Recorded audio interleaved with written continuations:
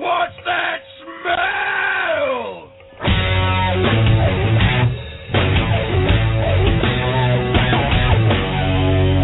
Just like cornbread done too well.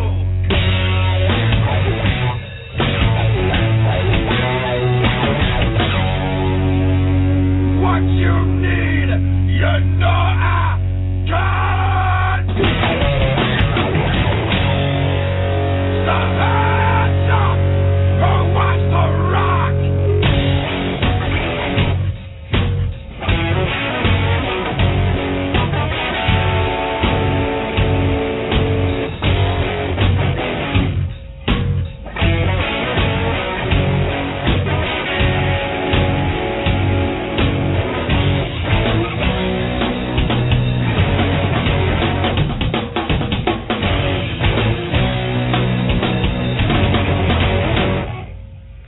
So when I was a kid, right, I was probably around 13, 14 years old. My older cousin, Jennifer. Hi, Jen. If you follow me on Facebook, you'll know that she's a huge Mets fan. That and pole dancing. It's the only thing she ever talks about. Anywho, so Jen had a boyfriend, through the boyfriend and his friend, she got into what she called industrial music. And I didn't know what the hell industrial music was. I mean, my record collection at this time in my life consisted of Nirvana, Paula Abdul, and Motley Crue, Dr. Feelgood. So when she said so we were at my grandparents one night, and she was like, hey, Chris and Ed, my friends, they're taking me to a club in Mineola, which is on Long Island, hence the Indian-sounding name, called Hotel Leningrad. And I said, well, what kind of music do they play there? And I was just getting into metal at this stage of my life. I had sort of abandoned the years of listening to rap music that in the town that I grew up in, and I just started listening to metal. And I said, well, is it kind of like a metal club? What is it? She's like, they play industrial music. I didn't know what industrial was. Okay, this is like 1990, 1991, somewhere in there. She says, they play industrial music. And I was like, what does that even mean? She was like, just come, you'll like it. If you like metal, you'll like industrial music. So I went to the Hotel Leningrad, and it's a bit of a misnomer in describing it that way, because they played everything from, and I didn't know this at the time, my whole musical awakening kind of occurred that night, because that was the night that I heard ska. That was the night that I heard Ice-T's thrash metal man Body Count, and I was the only person who knew who that was, because I knew who Ice-T was because I listened to his rap albums. But that was also the night that that was the first night that I had ever heard. That was the night that I heard Pantera for the first time. Changed my life, as we all know. But that was also the first night that I heard of a band called Ministry, which is an actual industrial band. And it changed my life. It really did. I will forever be indebted to Jennifer for having introduced me to this entirely different form of music, a kind of music that takes traditional rock and roll and adds electronic sounds to it. KMFDM, a band who made history by plugging like a dozen vacuum cleaners into guitar amps and creating music from this. That was industrial. It was supposed to be dystopian. It was supposed to be post-apocalyptic. It was Kraftwerk on meth. That's what it was supposed to sound like. Just angry, robot-type kind of music. And I loved it. And for years, I would go to actual industrial clubs. In New York City and Long Island, I would go to the Batcave, and I would go to the Bank, and people from New York know what I'm talking about. Nobody knows what the hell else I'm saying. But I would go, I would dress in black, and I would listen to the music, and I would dance, and me and my friend Pete would cut a rug. Let me tell you what, at very aggressive industrial dancing, that's what we would do. And we did this for decades. We did this forever. And, you get older and the friends start to move away from each other, but the music remains the same until it stops sounding like it used to, and then you suddenly realize, Jesus Christ, what have I been listening to all this time? Well, folks, tonight we are going to review what I had hoped was going to be an awesome album, but it is a stark reminder that nothing stays the same. Things change, and not always for the better. Ladies and gentlemen, the Metal Hammer of Doom podcast presents Ministry, From Beer to Eternity, the review. And folks, this is more of a eulogy, okay? This is more of a mourning. This is a wake. This isn't so much a review. And I'll tell you what, the only way I can get through this is to bring on my co-host, who's going to, again, carry me on his back, because I'll tell you, this isn't like, you know, the other podcasts where I just wasn't into it or I didn't listen to the actual album until it was too late. No, this is more of, my friend has died, okay? My friend who I once knew that got me through high school industrial music is dead, and I need someone to hold my hand and pat me on the back and tell me it's going to be okay, because God, is this album terrible. Robert Cooper, send me salvation. Well, I could have sent you salvation if we would have chose the Carcass album like I wanted to. I was like... Just like I said before, I'm like, Mark was like, we got to do this Ministry album From Beer to Eternity. I'm like, yeah, and I want to get Mark on for one last podcast before he goes on hiatus. Oh, you want to do that Ministry album? And then we listened to the Ministry album, and I was like, sweet Christ, I wasn't an industrial fan before. Why? I mean, I've never listened to industrial. I want to go on record as saying industrial music used to be good. It used to be creative. It used to be inventive.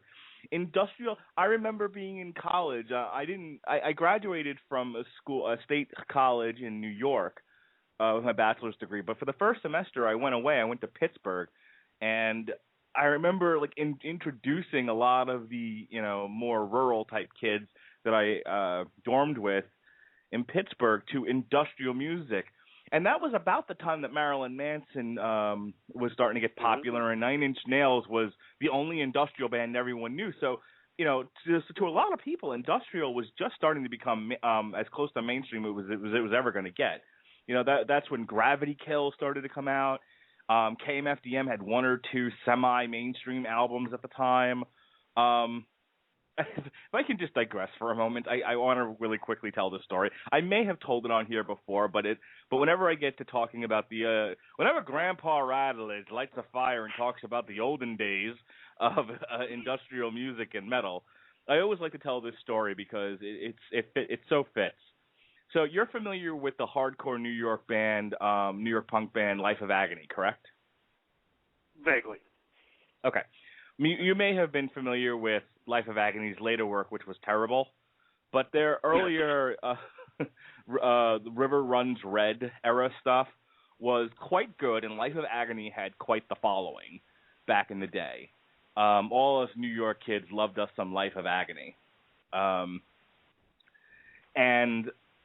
Life of Agony had a very strong following of New York hardcore punk fans who you might not know this, but we tend to be a bit aggressive at these concerts. We do a little bit of the old moshing, and by that I mean there's damn near fist fights that break out at these things. This is why there's a song out there, someone's going to get their head kicked in tonight. Well, that's because that sort of thing tended to happen. I'm living proof of that. I once got jump kicked in the face. Thank you, Rick from 25 to Life. Anywho. So Life of Agony, as I said, brought out the Violent Crew. Now, industrial bands, KMFDM, Ministry, Nine Inch Nails, especially going even a little further back, My Life with the Thrill Kill Cult, Skinny Puppy, etc., tended to bring out the more gothic. But this was the pre-emo era, and so the kids that would eventually become emo started off in sort of the goth industrial scene, and they were sort of your wafier kids. Well, the reason why I'm going into this much detail about that is because some promoter thought it would be a gayest to book KMFDM and Life of Agony on the same tour.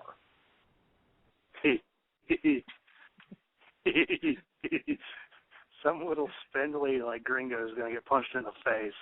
We lost a lot of good goths that night, Robert Cooper. That's how that's what I usually when I think of like industrial, I think of those goth kids. Oh, that would make sense because that's what that's the goth kids from South Park. That's exactly what they were. But the New York hardcore set beat the living shit out of every single goth at that club, at that show. It was the Roseland Ballroom, and I remember one of my friends, big dude, he was tall, he was pretty strong. He was definitely there more for KMFDM than he was Life of Agony. I lost him in the pit. We just lost him entirely. And the next time I saw him, he was bruised, he was bloodied, and his shirt was ripped. Nice. Yeah. So this reminds me of Mayhem Festival, where you bring like some of the heavier bands and throw them with your deathcore bands and watch those fans mingle. Something like so much that. Metal, so much metal snobbery. Yeah. So you have to forgive me. This is the last show before I go on a month hiatus, before I take my month vacation from all the podcasting that I've been doing. But it's also I feel like I have to say goodbye. I have to say goodbye to a band that I have a lot of fond memories of, because this album is so bad I don't ever want to listen to this band again. that's how bad. Oh, damn! Super Collider wasn't that bad. I can't say I'm not gonna ever listen to Megadeth again. Wow. Yeah, this is pretty rough. Thankfully, this is their. By the way, and this is now I want to actually move into the review. So, Ministry put out From Beer to Eternity on September 6th, so about a month ago, and this is supposed to be their actual last album. Now, going back to September 18th, 2007, The Last Sucker, which is the third part of an anti-Bush trilogy, was released, and that was supposed to be their final album. However, on August 7th, 2011, it was announced that Ministry was reforming and would play at Germany's Wacken Open Air Festival, set to take place August 2nd through the 4th, 2012. The reunion lineup featured Al Jorgensen on vocals, Mike Scaccia and Tommy Victor both on guitar, Aaron Rossi on drums, and John Bechdel on keyboards, Tony Campos on bass. However, on December 13th, 2012, Mike Scaccia died, and Al Jorgensen said, "That's it, I don't want to do Ministry anymore without him." And it should have stayed that way, because The Last Sucker was awesome. But, and we're going to have to talk a little bit about the politics of Ministry, just to kind of deal with some of their music. But regardless of how you felt about George Bush and his presidency, and I honestly don't want to get too much into that, the music itself was the music of The Last Sucker and the two albums that preceded it, House of the Mole and Rio Grande Blood, were amazing. It was. It's often joked that Al Jorgensen can't put out a decent Ministry album unless there's a Bush in the White House. Because as we all know, George Bush Sr. was in the White House during what is possibly the Zenith album, Psalm 69. I almost called it New World Order, but New World Order was the big one on there. Yeah, Psalm 69, which came out in 1991. And that, of course, had a lot of anti-George Bush stuff, and it was amazing. They followed that up with like Filth Pig and Dark Side of the Spoon and Animosity, and it wasn't until they get back to House of the Mole and Rio Grande Blood with Bush in the White House that you get back to really good Ministry again. So if they had just ended with The Last Sucker, I would be happy. I would have fond memories of Ministry forever. However, they put out Relapse, and Relapse was okay. It wasn't great, but it was okay. It certainly didn't make me hate the band. However, they had recorded a lot more music than they had time for with Relapse, so they were going to put out another album regardless, but then Mike Scaccia died, and Al Jorgensen said, "We're just going to finish up this album, and then that's it. I don't want to do Ministry anymore." So this is supposed to be the last album, the very last, and thank God, because I don't want to hear any more. So, having said that, just before we get into the track-by-track review of this thing, I think I've said quite enough at this point. Have you heard any Ministry before, or is this your first time listening to Ministry? And if it is, I apologize. thank you for doing so, because, like I said, industrial has never really been my thing. I just never got around to it, and when I did, I just never got into it. And I was like, oh, Ministry, I've heard of these guys. Almost got one of their albums from Goodwill once, but this is my first time listening to Ministry, and kind of like, you know how you listen to Super Collider, and if you wouldn't have listened to the other 13 albums, you probably would have hated Megadeth? Yeah. Yeah, this is kind of like I don't hate Ministry because I believe you, and I am sure they have very good stuff. This album is what Mike Patton has his nightmares about.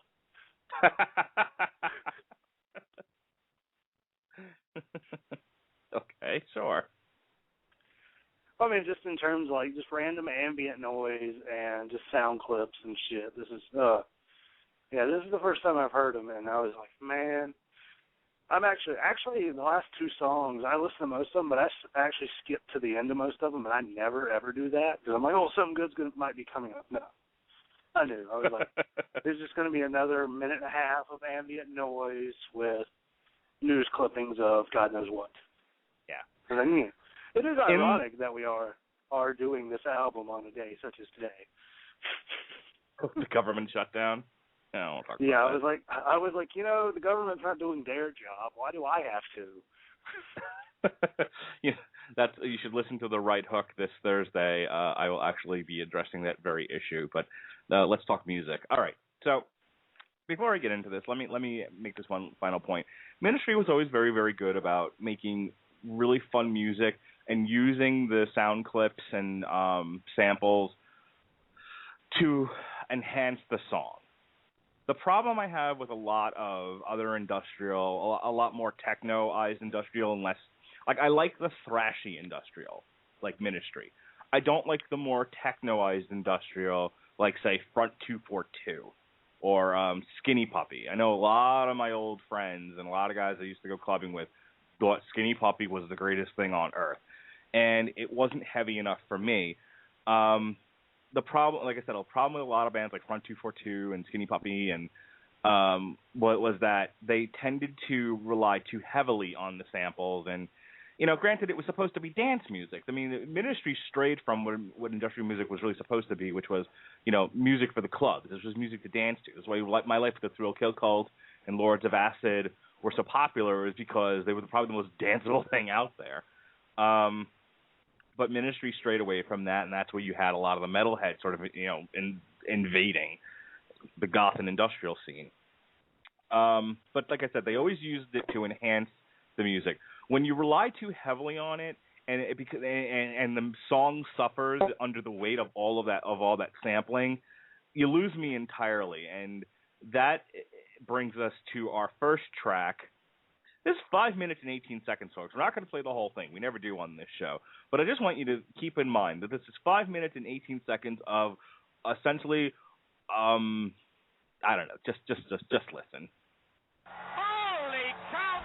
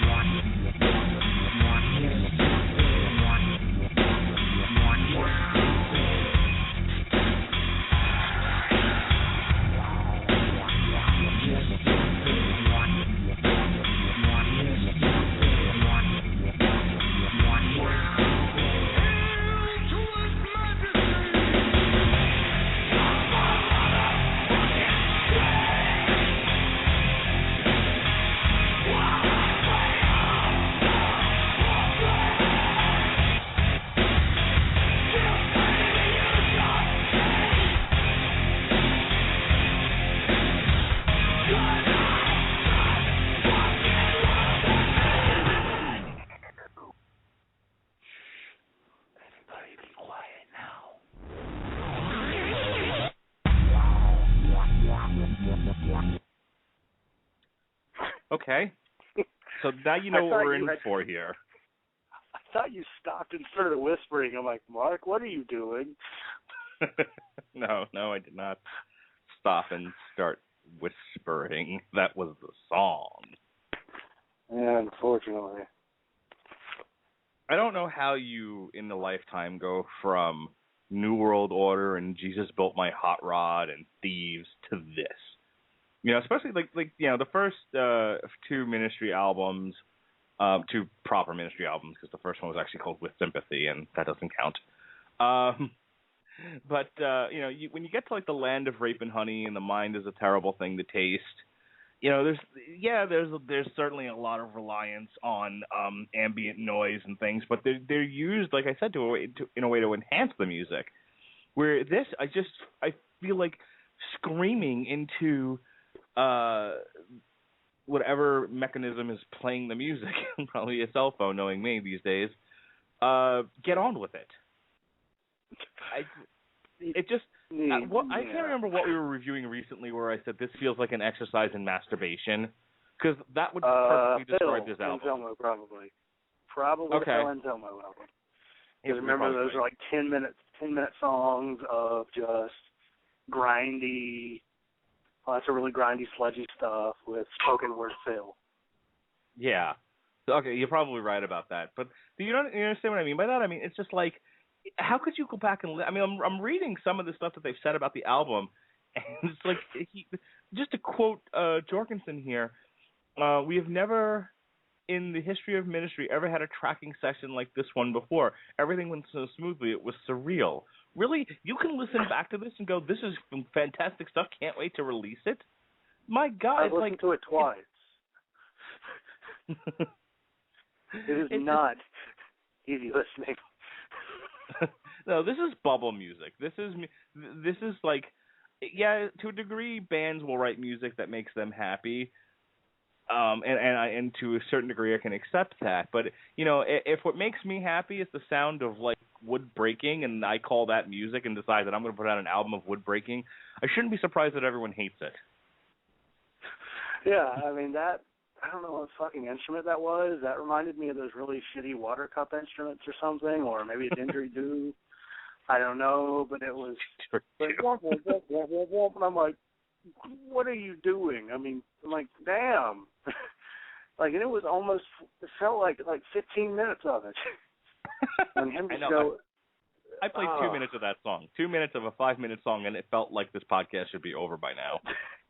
I know. It's so damn bad. And All it's right. weird because there's nothing really I can pull out and say this is why it's bad. It's just everything really feels like he was like, okay, well, got to do another Ministry album, and then It feels self-indulgent. It feels like I don't care what anyone thinks of this. This is what makes me happy. This is what reminds me of my dead friend.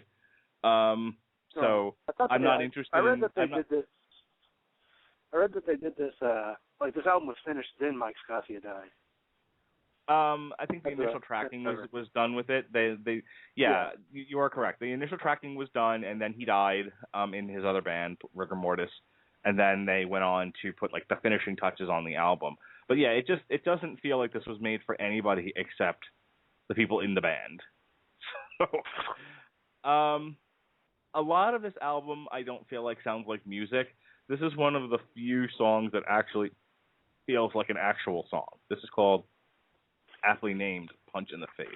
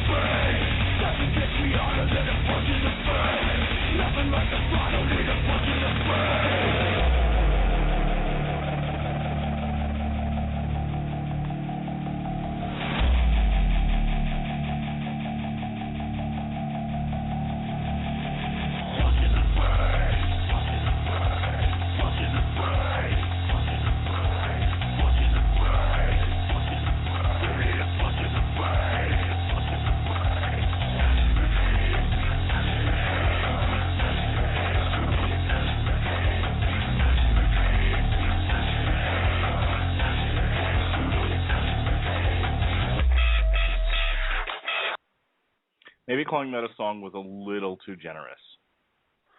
Yeah, it was. I thought it was like maybe half of an actual song, and the rest of it was somebody just chilling with a Fisher-Price piano, and like, okay, I dig it. Put it on the album. We've talked in previous reviews about how many albums will start good, start with some of their best stuff, and then they'll throw in something a little bit more avant-garde, a little more, a little weird, kind of Mike Patney playing with sound, and they mix it in with the other songs, so it's like, oh, okay, well, it's kind of like the Divas match in a WWE pay-per-view. Well, this is my moment to go take a piss. And you come back and piss break. Yeah, there are certain times where a band will throw in a song that is clearly meant to take a piss break. Break it up a little bit so it doesn't sound like the same Poison song over and over and over again.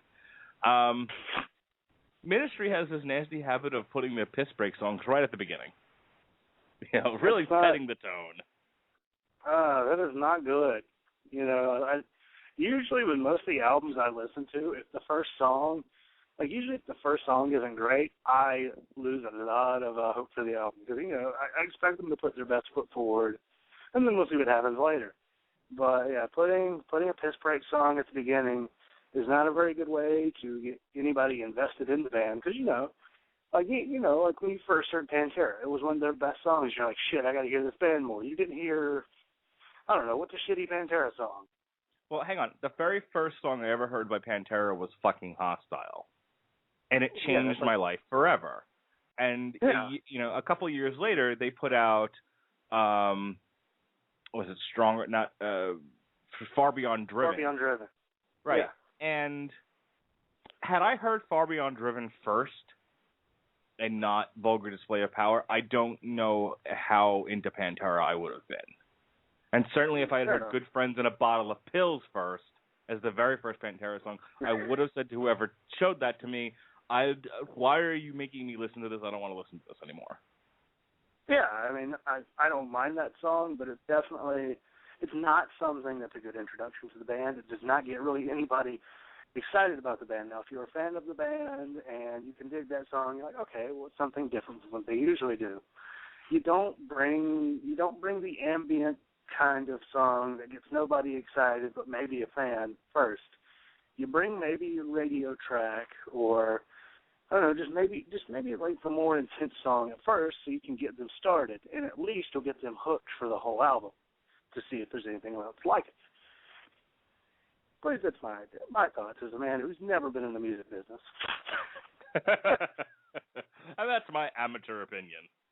All right, so here I think we're up to an actual song now. We're at track 3. This was the first single that was released on From Beer to Eternity. This is Permawar.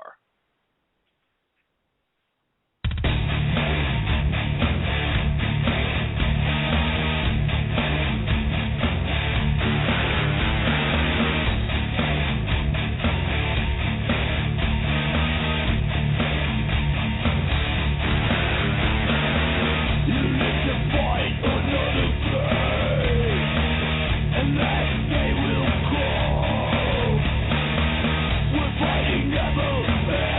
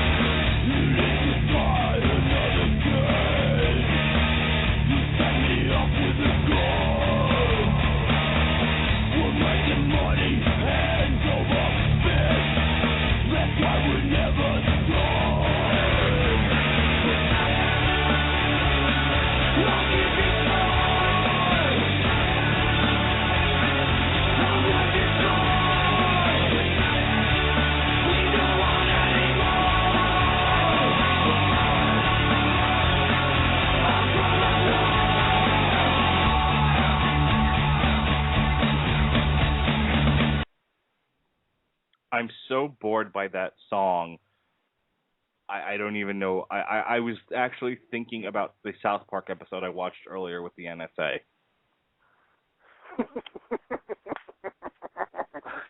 You're like, did I do the laundry today? Did I leave the iron on? I need to learn how to iron. I keep telling my mom to teach me how to iron, damn it. So that's, well, hell, dang, that might be more, that's more interesting than the song anyways. I don't actually iron. But for anyone that knows me knows perfectly well that I have a number of homeless tendencies, not the least of which is that I will put on whatever is clean and sometimes isn't. That's within arm's reach, and if it's a wrinkled mess, I just don't give a shit. Like, I'm really good at my job, and I'm a fairly bright guy, but I'm definitely one of those people who spent more time working on his mind and such, and not his appearance. And it shows. Yeah, I look like Hobo Jesus most of the days. Oh well. I mean, that's cool. My mom said one day, one of her coworkers saw me at the grocery store, and she said I didn't see her, but my mom was supposed to hear this, but she said, yeah, he looks like nobody loves him. Well, as I say, I have homeless tendencies. My wife will always answer back, but you're my homeless man. Oh. Yeah, I'm Denim Dan. So I told my mom, like, you know that denim jacket I wore for 10 months last year? Yeah, it still smells. Can we wash it again? I lived in a denim jacket when I was in high school. I lived in a denim jacket until I got my leather jacket. And it was funny. This actually relates to ministry because I got my graduation gift to myself was or a Christmas gift, I don't remember. I got it towards the end of high school.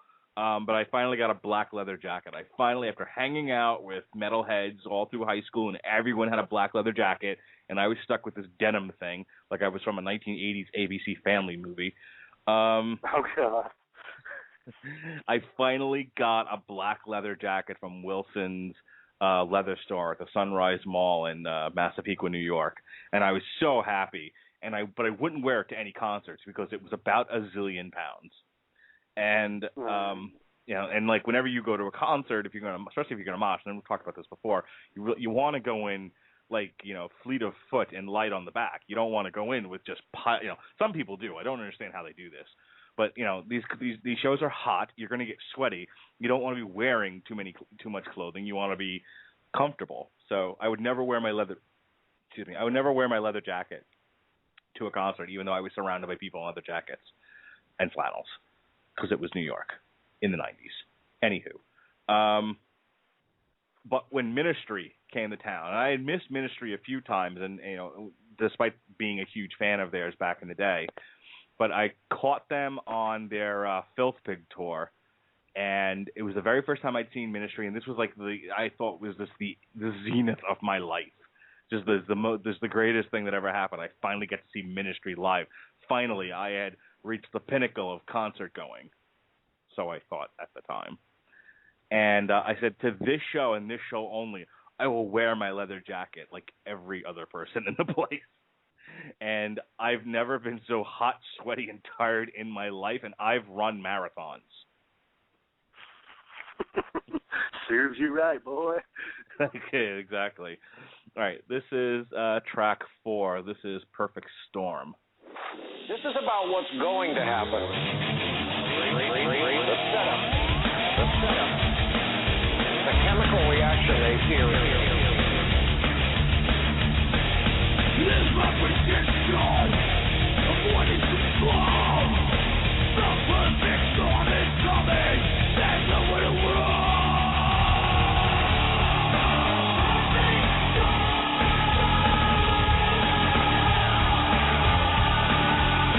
What we create.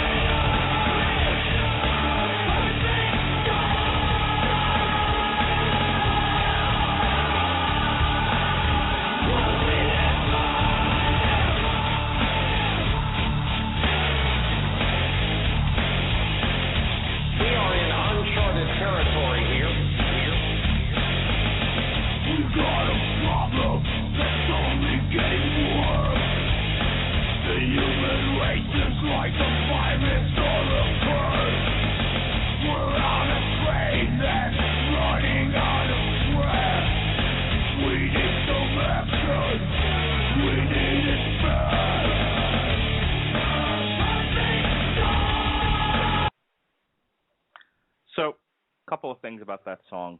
First, it reminds me of the time that I played Johnny Cash's cover of A Bridge Over Troubled Water, and my father looked at me and said, "I don't know why we're listening to this. He sounds like he's not going to live to the end of the song." I love those types of songs. This sounds like, and to a degree this is true, Al Jourgensen was an adult when I was a child, so I'm sure he's up there now. Just like you. Yeah. You're an adult when I was a child. That's right. Listen to Pappy Radulich. He'll tell you what's what. So, Al Jourgensen has to at least be 106 years old at this point, and he sounds it. Like, that youthful exuberance and rage that made me fall in love with Ministry 20 years ago is just not there anymore. I mean, I don't know. You're like 12. You tell me. I mean, do you get like that raging against the political machine that's supposed to be a big part of this kind of music, and certainly that song in particular? Or are you like me, where you just feel like it just fell flat and it sounds like Grandpa yelling at you? Yeah, like, this song was one of my favorites from the album because it was an actual, like, kind of song. It wasn't 2,000 hours of sampling mixed with the didgeridoo and water cups. But yeah, pretty much. I mean, like, I didn't really get any rage. I didn't get any something like Rage Against the Machine where you can tell they're angry and they have something to say. This just kind of felt to me like, this just kind of felt to me almost like he's angry about it, but he's just kind of too tired to really do much about it. So he's like, it's kind of like, this is what I'm saying. If you get it, that's fine. I'm not really going to try that hard to put it across. Here's an Obama sound clip. I felt like instead of A Perfect Storm, they should have called this song Get Off My Lawn. Get off my lawn. Exactly. Get off my lawn. I told the kids, get out of my yard. You're making too much noise. That's how this one's Get off my lawn. Yeah, we should rewrite this album as Old Man Al Jourgensen.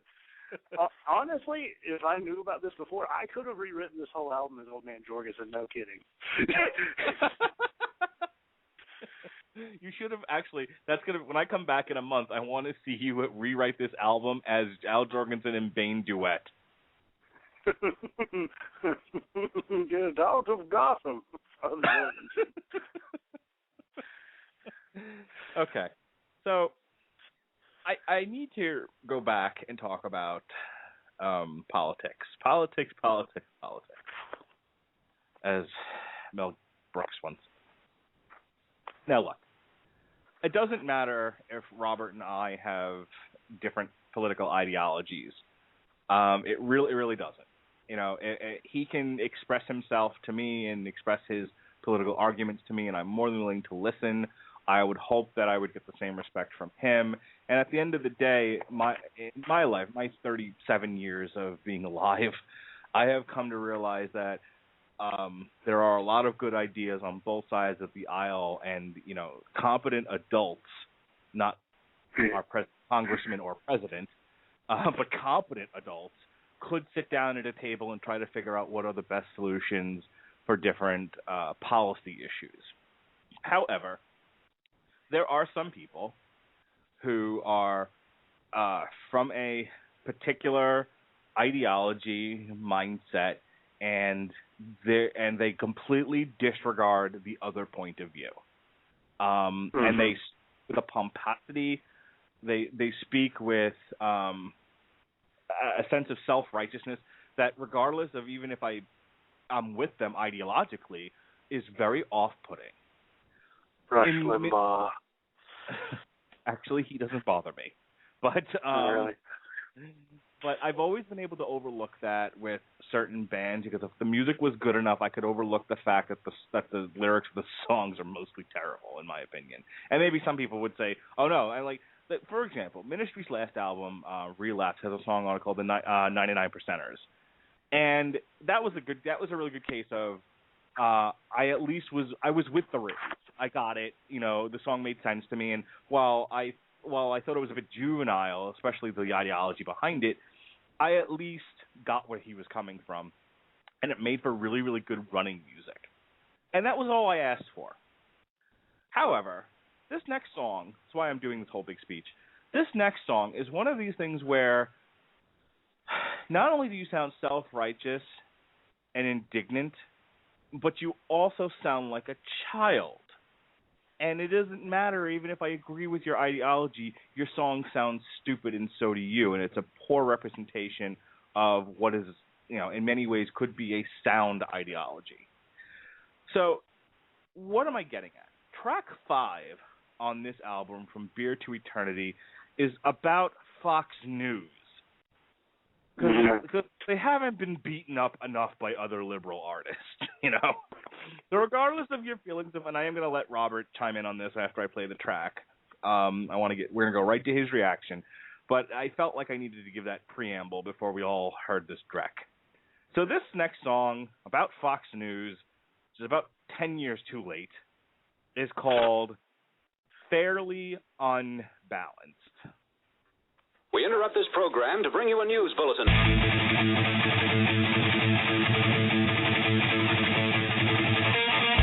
Right here on the Fox News Channel, the network America trusts for fair and balanced news. There is no chance that Obama will get reelected. Zilch, zip, nada.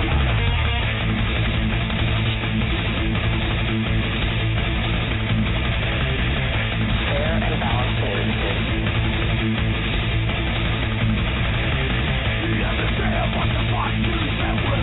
I swear they're all like whack. I need to get me an aluminum helmet. My brain is under attack.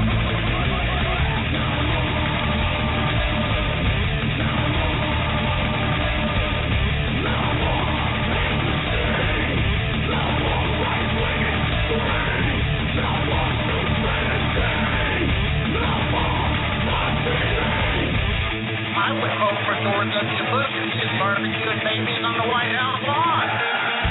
What we want is to get back to where our country was 100 years ago.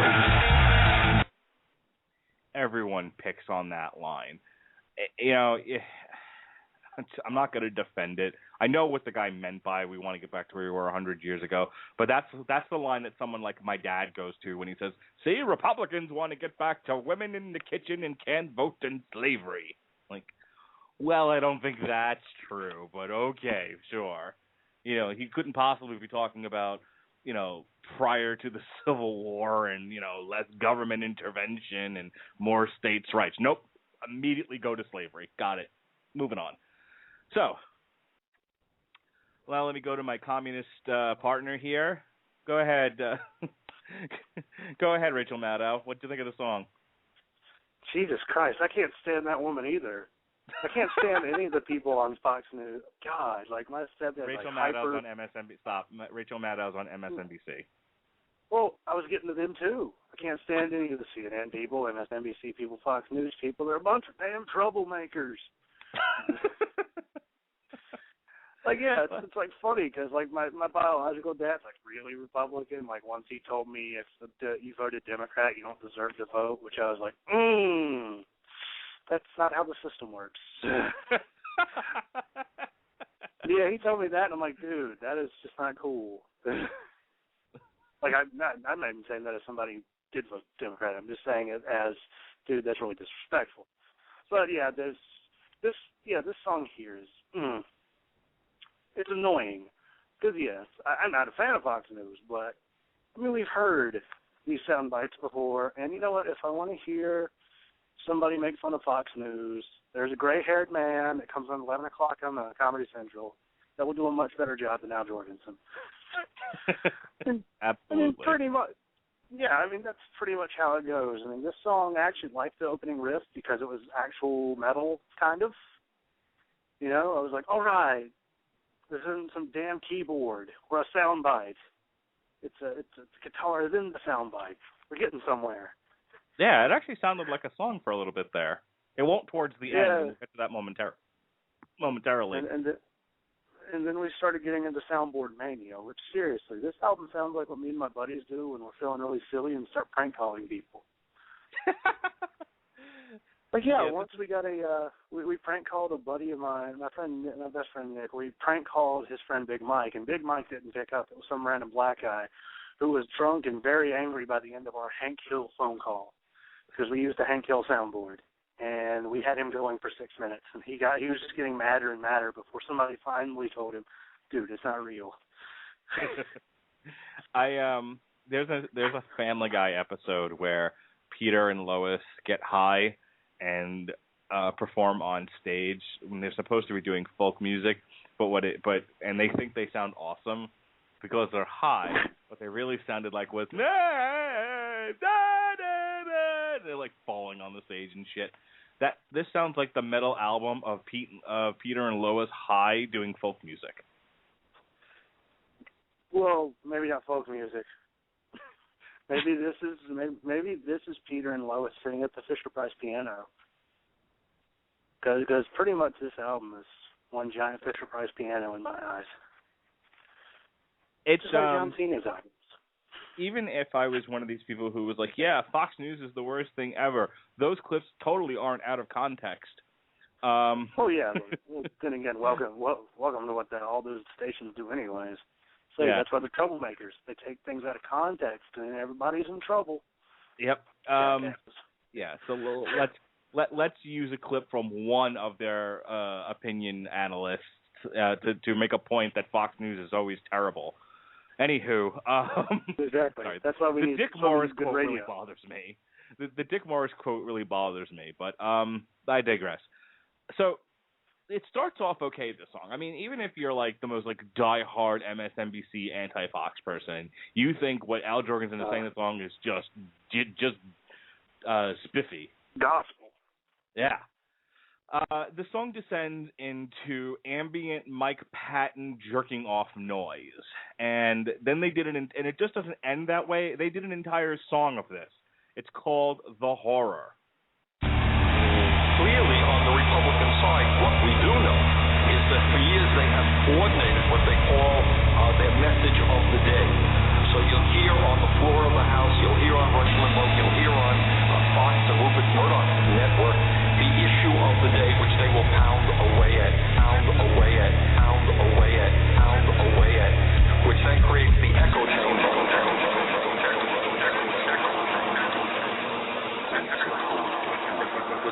which resonates throughout America.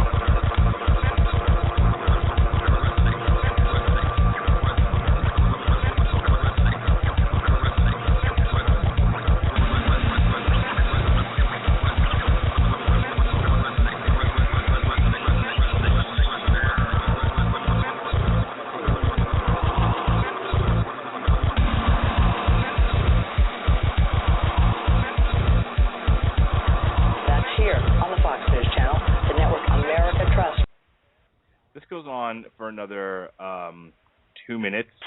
I'm going to keep letting this play, but I just want to go ahead and say this keeps going and going and going.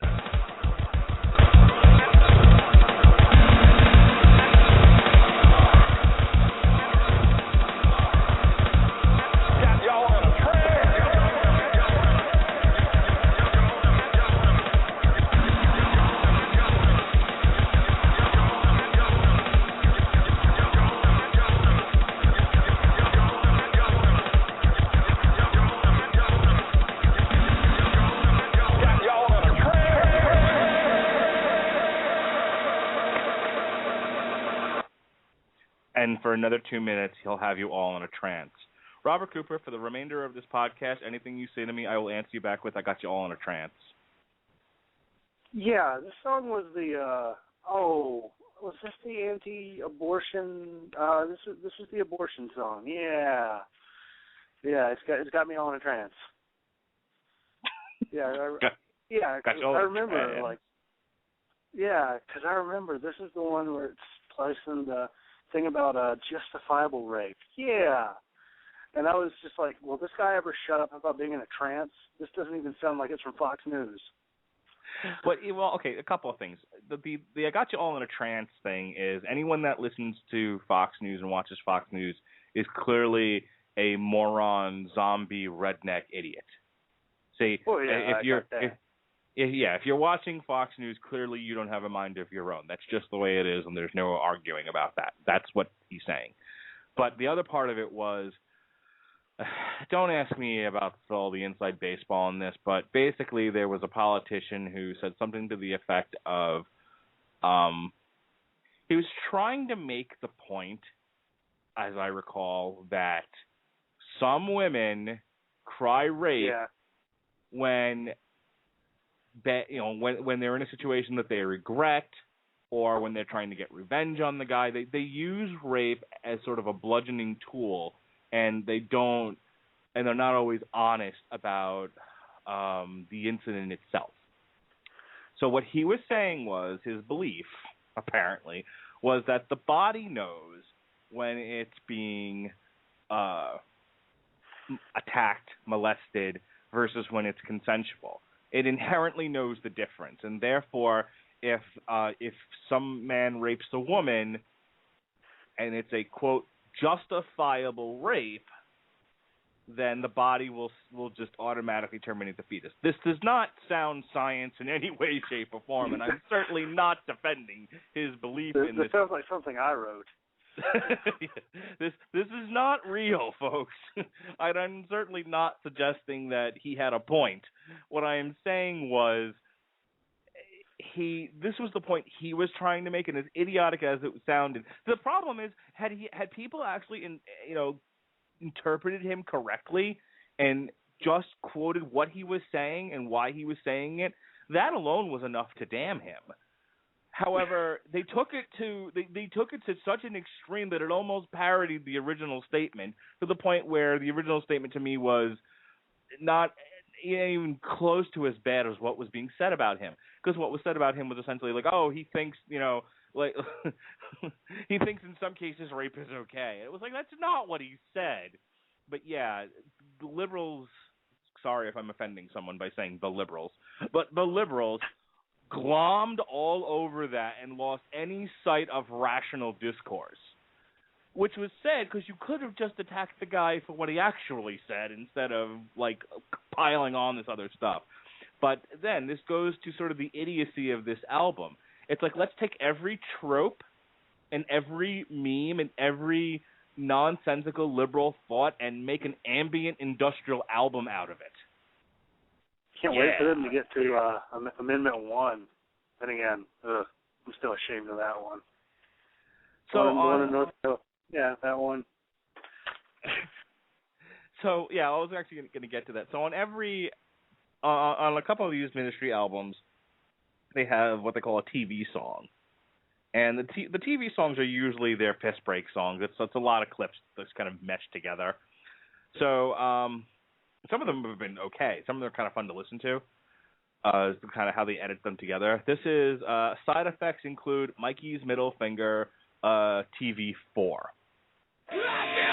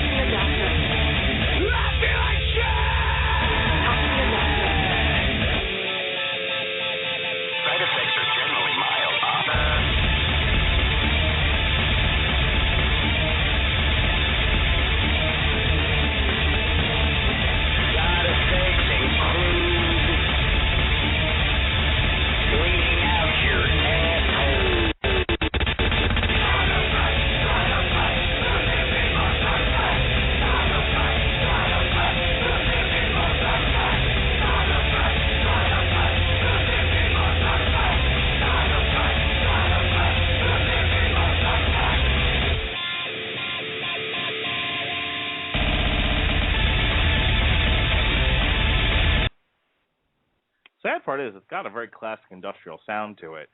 The sound of, like drills going into a street or something, jackhammers. The song will later on descend into a stream of samples from commercials talking about side effects of drugs. Okay, so Al Jorgensen's a huge heroin user, or at least he was. I'm judging by this album. He needs to get back on it. My point with bringing that up is if he's going to sit here and put out a song where he's going to complain about drug companies pushing drugs on Americans that have horrible side effects, pot, this is kettle. You're black. Yeah. Actually, this song was one I didn't mind because it did. I was like, oh, there's a guitar there. Oh, boy. It's really sad that the use of a guitar in an album gets me kind of excited for the fact that it's there. Yeah, it's just the saddest thing considering there are many, many albums with many guitars that I don't like. Yeah. God, I like that. Robert sitting there listening to us going, I miss music. Yeah, but pretty much. After listening to this album, was it Monday? I finished listening to it Monday. I'm like, fuck this. I go to the new Carcass album and put on Thrasher's Avatar and just go, just take me away. I had a very similar experience. I was in the infirmary where I work, and I was in the little side office where I see inmates, and I'm just doing notes. I have the door shut, and I'm doing notes. And I'm listening to the album on my cell phone, and after about 20 minutes, I had such a headache. I'm like, I'm putting back on Hatebreed. Oh, my God. That would have worked. Yeah, I was just like... And then before I started this one, I listened to the new Witherscape, which is one of the albums I did want to get here, but I was just like, oh, come on. I have to have something of substance before and after. Because this is, oh, man. Like I said, when I get excited about hearing a guitar, and it's not even the most amazing guitar ever, that's pretty sad. Yeah. Yeah, this was a weird song anyways, because he was like, oh, drug companies. And I'm like, here we go again. And Jesus, I'm pretty sure Tom Morello was telling you to calm down, son. Okay. This next song might be an actual song, too, at this point. This late in the game, I don't remember. I just know that I remember listening to the album the first time and wondering, is there something wrong with my computer? Is it broke? Why does this music sound this way? So did you get a new computer? Yeah. Until I get a new computer. I need a new computer for the one at my job. It sucks. All right, this is track 8. This is actually a nice song length, 3 minutes, 16 seconds. This is Lesson Unlearned.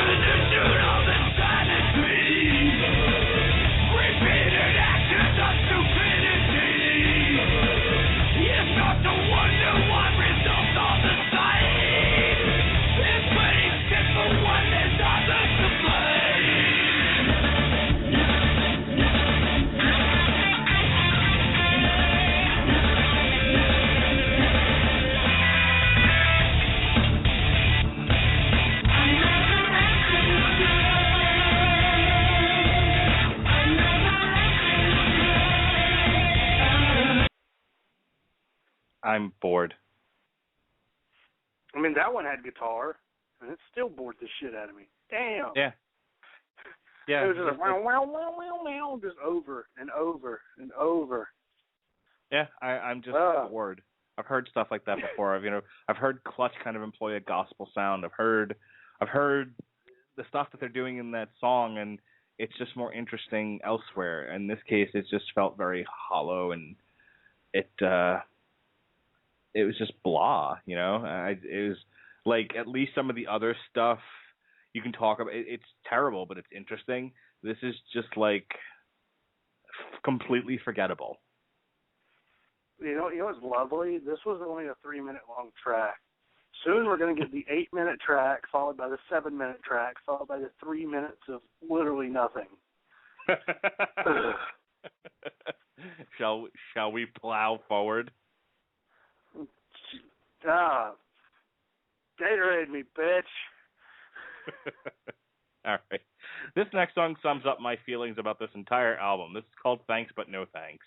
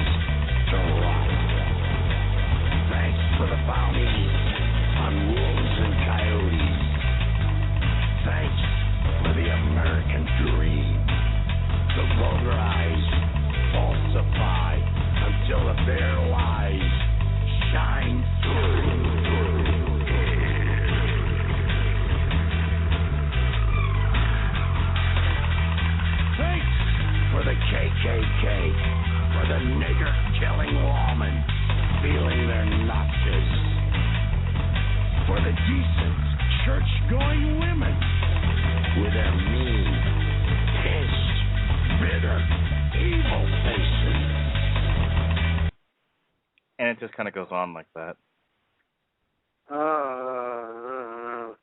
That was like the worst theme song for some quirky comedy that I've ever heard.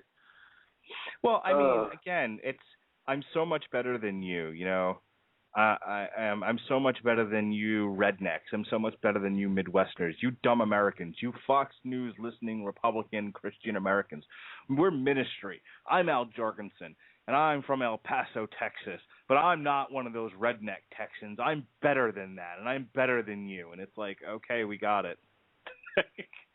Fine. You only like your immediate fan base, which is like liberal kids and you know coastal kids, and that's about it.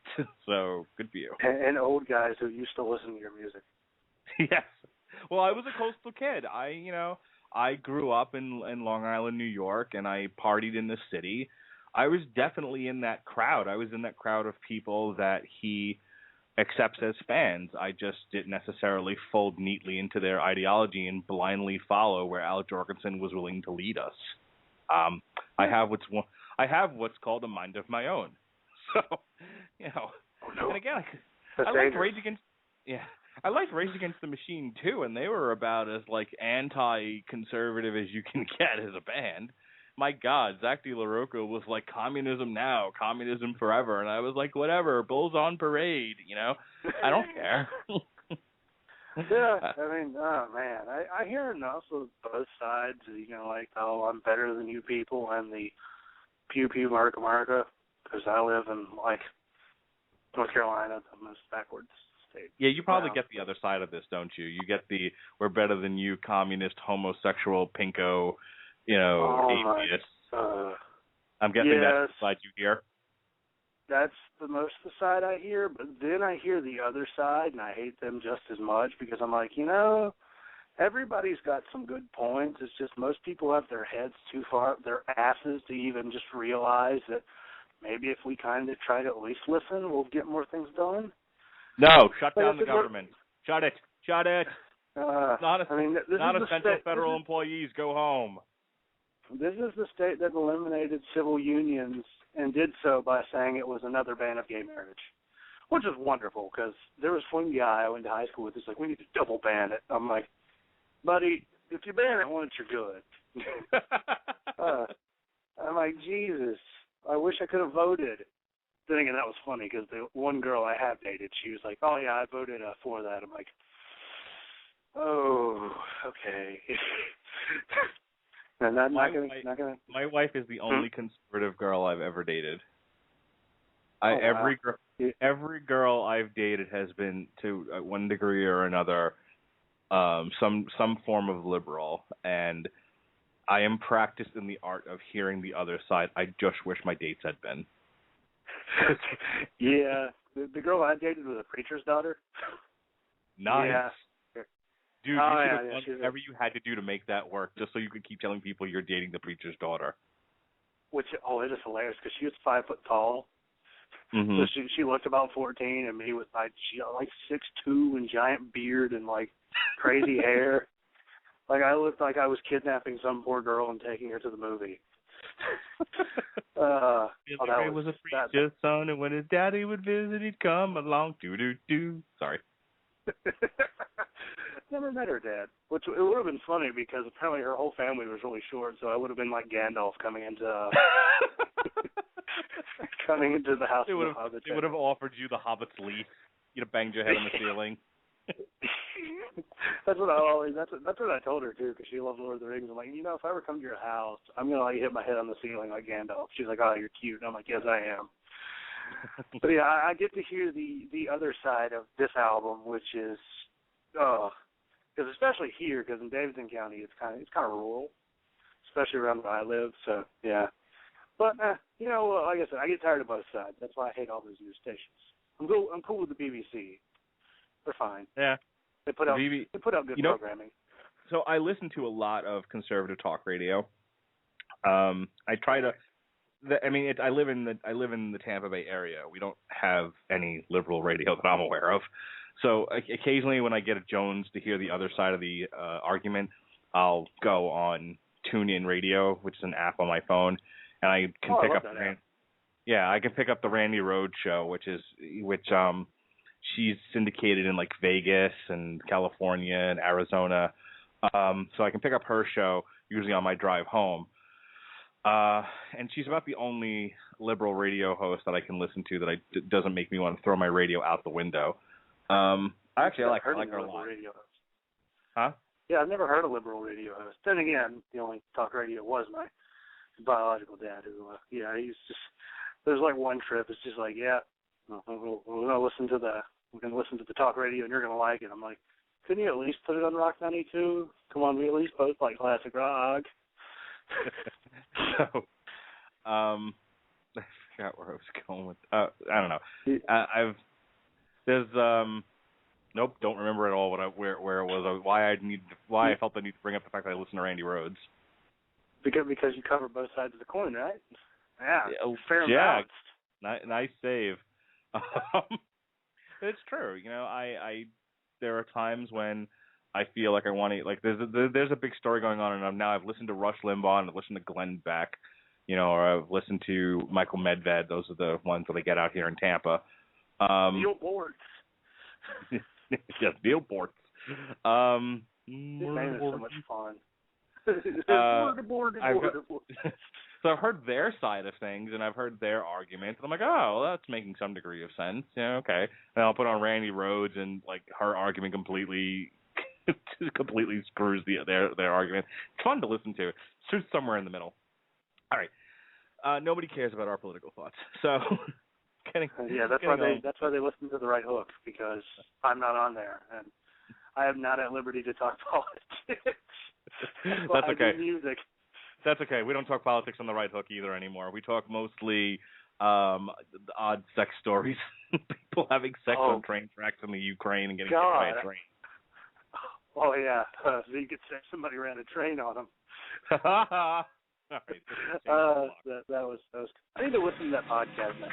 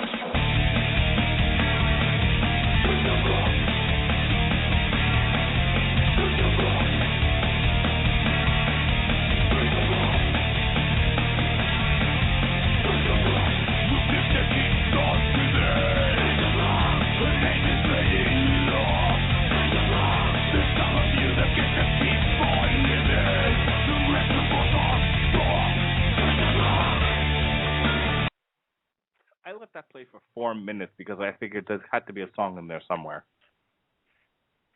God, I thought that was going on forever. It's like, yeah. Damn, did Mark finally fall asleep? Good night.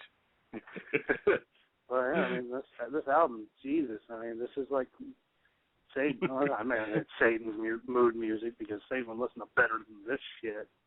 Good night, funny rabbit. Good night. Sorry, go ahead. God. Yeah, this, honestly, the entire, like, hook of this with the, kind of the Arabian guitar, you know what it reminds me of? 007 GoldenEye for the N64. See, I was totally thinking Great Khali. Oh, God.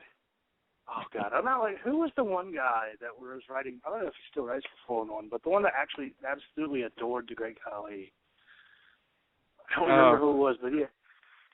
I know who you're talking about. Or no, maybe I'm thinking of the one guy who adored Mark Henry. Well, Mark Henry's actually shown that has a lot more talent than he's ever been given a chance to show. But, and damn, poor great Khali can barely bend his knees. I mean, Jesus, his knee bending skills is about as good as Big Show's skill at stopping to cry. Like, stop crying, because that's all he seems to do.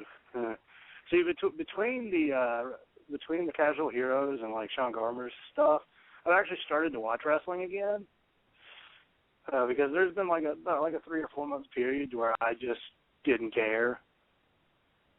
I have to be honest with you. I watched maybe 20 minutes of wrestling on Monday. I watched How I Met Your Mother, and then I put wrestling on, and then I fell asleep. Yeah, I put the wrestling on, and then I finished the Hamster of Doom because as I put in the column, I was like, yeah, sorry guys, I love you, but Breaking Bad comes first. All right, let's making it real clear to my audience. Let's get this shit over with. This is called. I had hoped maybe this was like a pseudo cover, a mocking cover of "Enjoy the Silence" by Depeche Mode. I should have been so lucky. This is "Enjoy the Quiet." Enjoy the quiet now.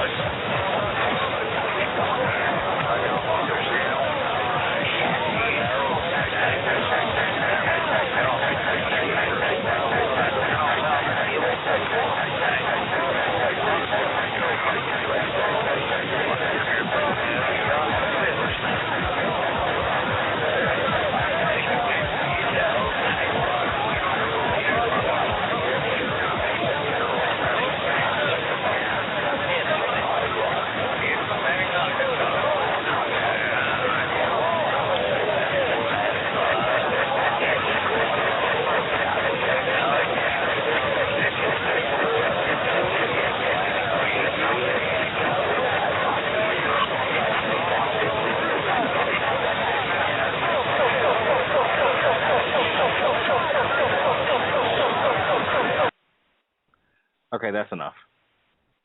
It sounded like an ultrasound. I've been to those. I have a child. I have blood clots in my legs. Oh, that's not good. No, okay, I can't blood. I want to share this with you, and this is really all I have to say about this album. So I'm looking at the Amazon. I was trying to find like an aggregate of their reviews to see like maybe we're wrong and maybe this album is better than I think it is. So on Amazon.com, this got 4 stars based on 13 based on 13 customer reviews. This got 4 stars. 6 were 5 stars. 4 were 4 stars. 1 was 3. 2 were 2 stars. There were no 1-star reviews. And the editorial review. From Beer to Eternity was written last December, prior to the death of Ministry stars Mike Scaccia. This was one of the most creative Ministry tracking sessions ever. The band was on fire. We were having fun. We were coming up with great ideas and experimenting with everything we've ever wanted to do, from Stonesy blues to dub and, of course, heavy guitar-based rock. It was too easy, no fighting, no problems. Nothing goes that well without the floor eventually falling out. Ministry main man Al Jorgensen says. It was the most emotionally difficult project I've ever done, but it was the most rewarding. Jorgensen continues. Mikey was amazed with the songs when he was working on them, and I know he's looking down on us now, and he's totally stoked with what we've come up with. Well, good. I hope he buys the album in heaven. Because when the zombie apocalypse happens, he's going to Best Buy. Because there's no way in God's green earth I would pay money for this shit. Thank you, Spotify. I don't even have the money to buy the albums I like, much less this like bucket of horse ass. I mean, seriously. I mean, this thing's just a giant thing of shit. I mean, I shat everywhere on Super Collider, and that really came from just the fact I expect so much more. It's kind of like, your child pretty much beats up, like, bullies this kid and then fails the test. You're like, I'm really ashamed of you. But then if somebody else's kid had bullied your kid and then failed the test, you just beat the shit out of them because they bullied your kid. I mean, this is like, Megadeth is like, I'm ashamed of you, son. This album is just like, fuck you, kid. I hope you go to jail. Yeah, I could totally see Megadeth Super Collider. I'm ashamed of you. You've done bad things. This is, you're a terrible human being. You need to be shot in a meth lab. Oh no, they don't even deserve that good. No. Don't even that good. They deserve to be strangled by a middle-aged man in somebody's basement. Okay. If that. Can I just for yours now? Have you heard any other Ministry albums before? No, this was literally my first time listening to Ministry. This is terrible. This is like your first experience of sex, and it's like butt sex. Consensual butt sex, but butt sex nonetheless. Like, oh, is that really what it feels like? I don't like this at all. No, it could be much better than that. Except you're on the receiving end. Well, that was the implication. I don't want your first experience to be, like your first experience with Ministry to resemble like maybe like the college boy that your buddy's with and looks up to, and he kind of seduces you into butt sex, and you're like, well, this was a game date that went terribly wrong. I don't want it to feel like that. So I've seen way too many episodes of Family Guy. Sorry. I thought you were about to say you saw too many episodes of Oz. That too. There's never enough episodes of Oz. Go back and listen to the following albums, okay? Go back and listen to The Land of Rape and Honey, The Mind is a Terrible Thing to Taste, Psalm 69, Houses of the You can skip Filth Pig. Hey, your pig is filthy. Clean it. You can totally skip Dark Side of the Spoon, and Animositissima Mina. Go listen to Houses of the Moly, Rio Grande Blood, and The Last Sucker. And then you'll know why I loved Ministry the way that I did, and why this is such an awful disappointment. I'll have to do that because, man, like, I'm pretty sure, like, this is one of the worst. I think this might be the worst. No, this isn't the worst album of the year, because the worst one of the year so far is an EP that had 4 tracks that I hated. So, yeah, this one is definitely a really, really close. Like, it was bad. Okay, yeah, that was the album I almost got, the Psalm 69. Damn it. See, I almost bought Psalm 69 at a Goodwill for, it would have been like 20 cents. But I was like, the CD's scratched.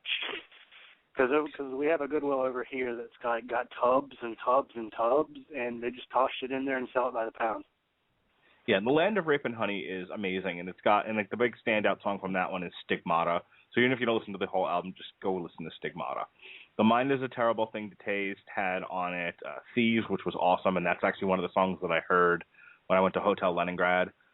Burning Inside, which Static X actually does a pretty good cover of. It's also really, really good. A lot of the goth kids like So What.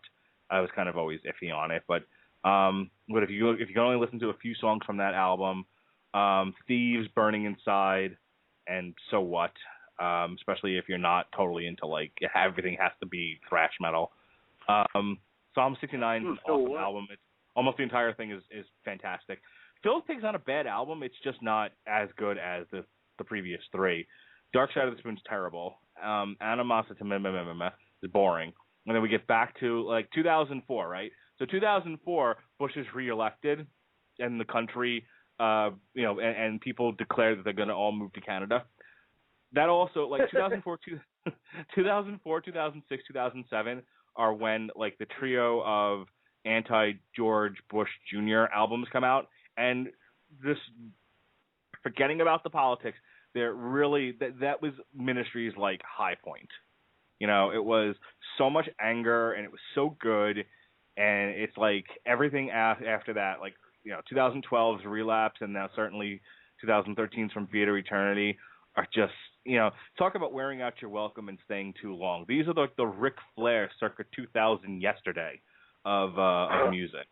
It's just terrible. Oh man, you think maybe he came out with this album to promote his book? Because it really, I just thought about it, I'm like, he just had a book come out. Maybe that's why this shit stain came out, just so he could release something to coincide with the book. Like I said, excuse me. I'm sure they were sitting on a bunch of tracks, and you know he wanted to get this done and get it off. Al Jorgensen's also like in like 60 different bands, so really? I'm pretty sure. I mean, at some point we should actually do a look back at the Revolting Cocks. That's some spectacular stuff. Let me tell you, one of his side projects. Oh, yeah, the Revolting Cocks is right up there with Anal Cunt in terms of great band names. Anyway. And Goblin Cock. There's really one called Goblin Cock? Yeah, I mean, they're not a very good band, but yeah, there's a band called Goblin Cock. Fantastic. That's not nearly as good, though, as I Wrestle the Bear once. It was just a terrible band. But the name is awesome. Alabama Thunder Pussy. That's up there. All right, yeah, so I think we've said all there is to say about this album, right? You got anything else in the pipe? Plug-wise, or just to shit on this album? Anything else to say about this album? Yeah, one of the worst albums I've heard this year. Not last year, because last year there was an album so bad it made me want to stop doing my music marathon at the end of the year. Yeah, this awful album. I'm really probably going to go listen to Ministry that's good, because this is bad. Poor Mike Scosia, this is his final legacy. This ass stain of an album, because he was on it. Go listen to Broken Hope. I'm pretty sure they're a lot better. I've heard some of them. They're pretty awesome. But yeah, that's just that album. Oh, sweet Jesus. If you want to go listen to something with a freaking liberal message, go find a Rage Against the Machine album. God, anything's better than this pandering piece of horse shit. And can't imagine how bad it is for you. This album even just annoys the piss out of me. Because there was no real anger to it. It's just like, this is how I'm feeling, and just don't feel like conveying the message like I should. So fuck it. Do it live. So aren't you glad you asked me to do one more podcast before I went on hiatus? You know, I really wish I would have went with one of the albums I want to review. I wish I would have got a much prettier carrot. This one had been like left out in a garbage bin for 2 weeks. So as I said, folks, this is it for me for the month of October.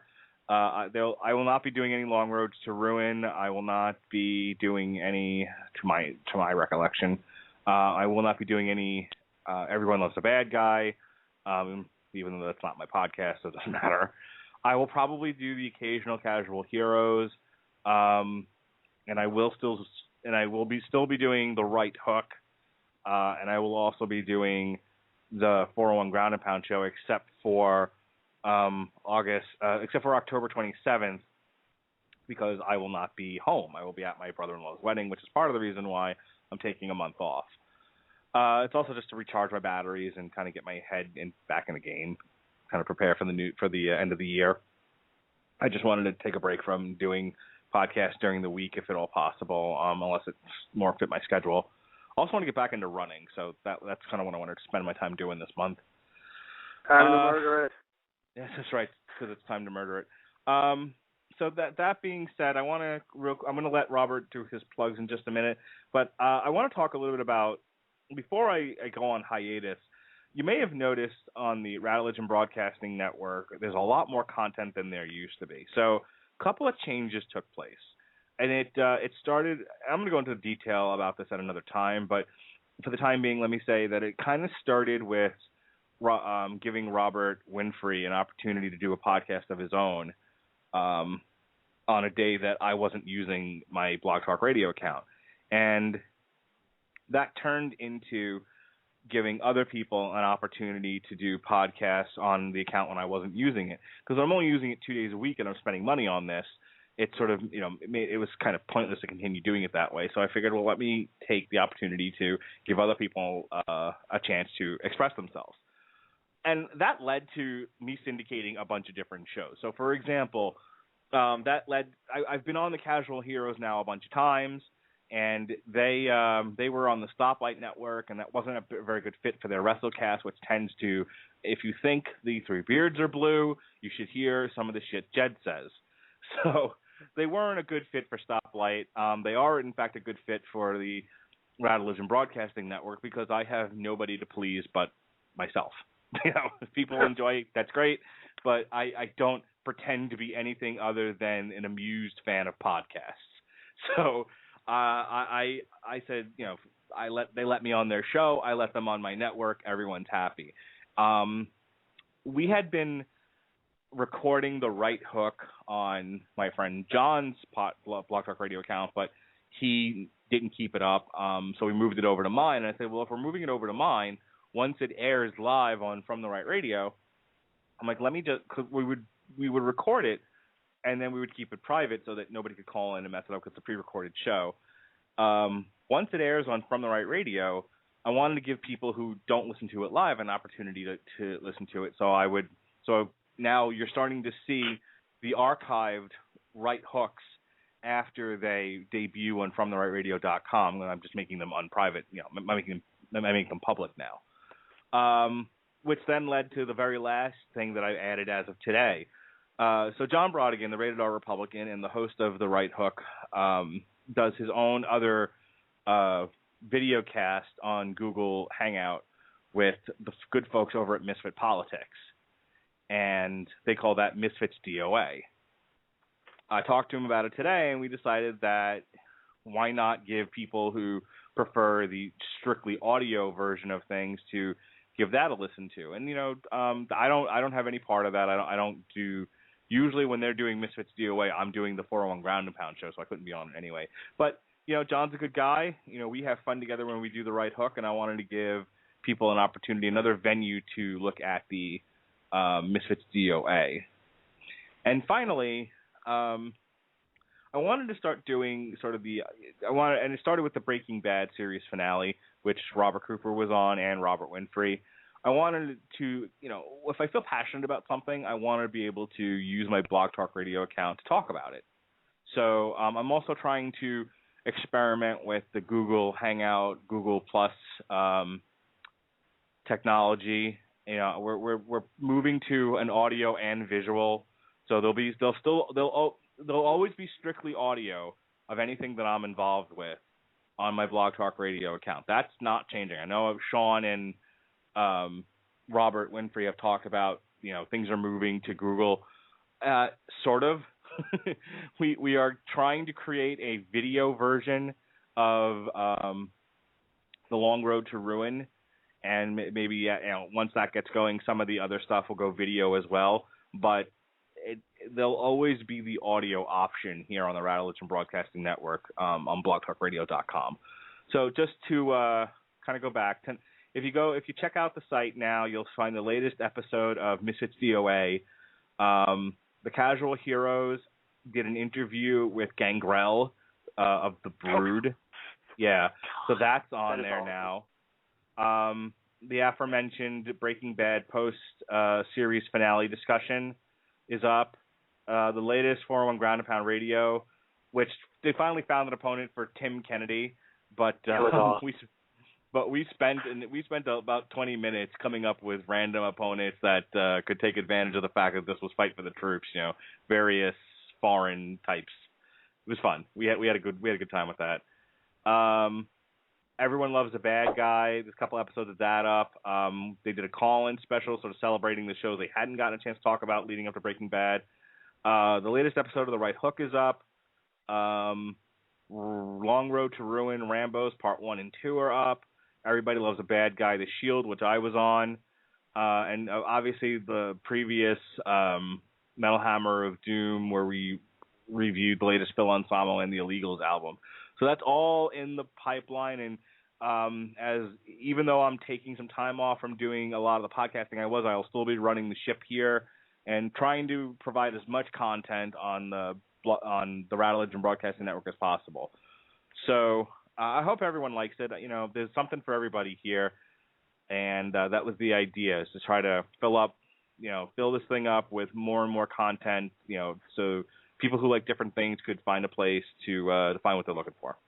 So that's it. That's all I really wanted to say about that. And I'm going to get into a little bit. I'm going to do at some point kind of just a 15-minute breakdown of what Radulich and Broadcasting is about and what we're trying to do here at some point in the future, and that'll just be there for anyone who gives a crap. In the meantime, what do you got going on, Robert Cooper? Well, there was the Hammer of Doom news report.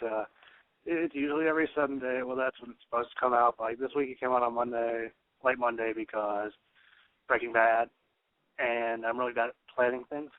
But yeah, the Breaking Bad podcast is really awesome. I really enjoyed it, even though I did hear that echo almost the whole time. Yeah, we'll get that figured out. But yeah, that was fun. The Hammer of Doom news report this week. What was it about? It was about what did I talk about? Oh yeah, because the week before I talked about James Hetfield and Metallica's Napster thing. I was like, they kind of had a point, and illegal downloading isn't that great.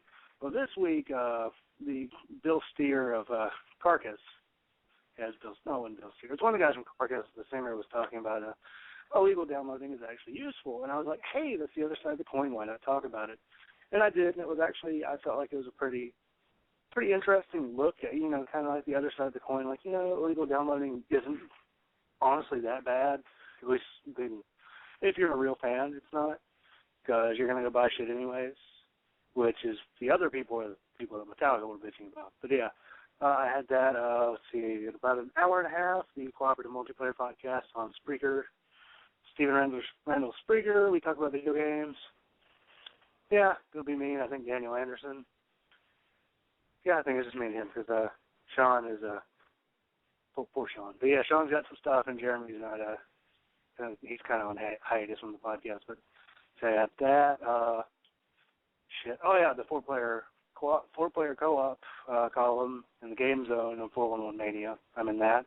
Probably not going to win, but I did have a rant against pants. It was wonderful.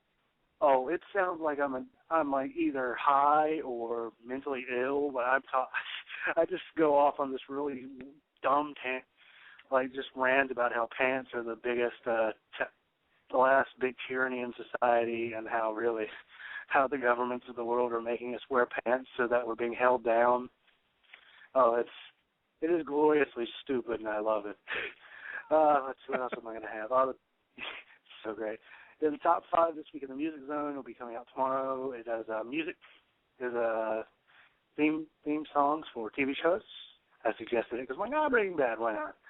So yeah, we had that. Let's see, the Three Beards. Yeah.